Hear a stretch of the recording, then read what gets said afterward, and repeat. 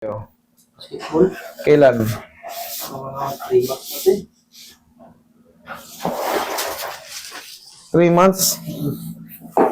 Ano ba nararamdaman mo? Sumasakit pa siya? Pag ganito. Pag ginaganyan mo? Tingnan ko yung kabila.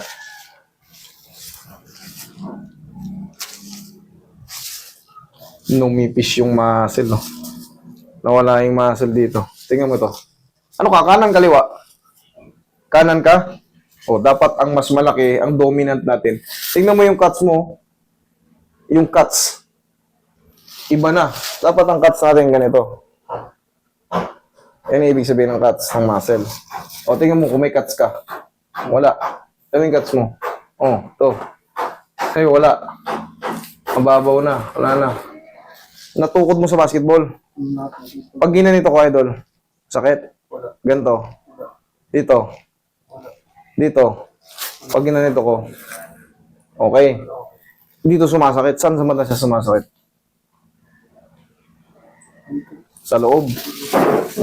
Sige. Okay. O, huwag kang tumukod. Yan, ganyan. Relax mo na ka to. Yan.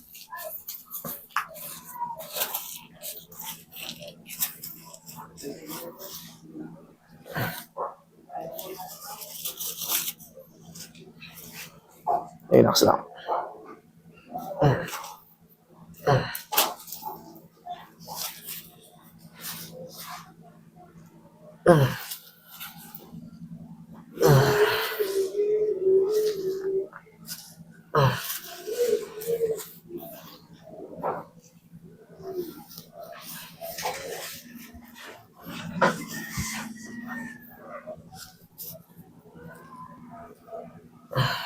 Isa pa.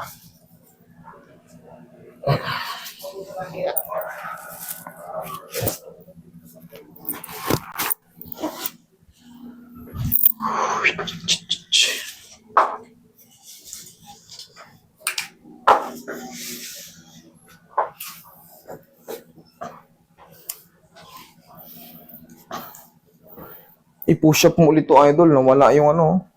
Push up. Oh, lumambot yung mga tricep mo. Ano mo to? Oh, lumupay-pay. Push up mo to. Para makabalik yan, no?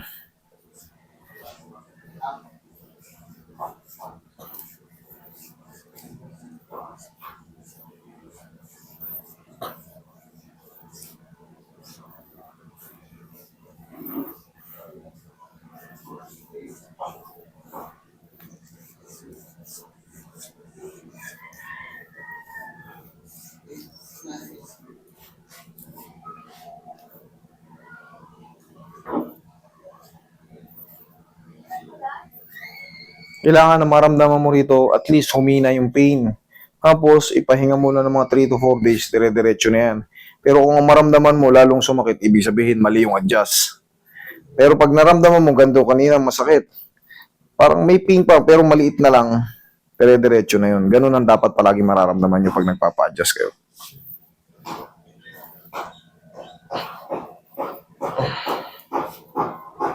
Check mo nga.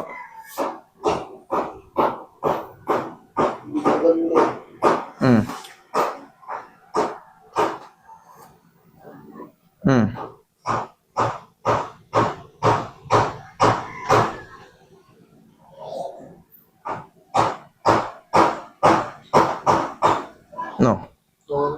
Wala na? Okay. Wala na? Sige. Pahinga mo lang, idol, ha? Huwag mo munang i-puwersa. Okay? Thank you.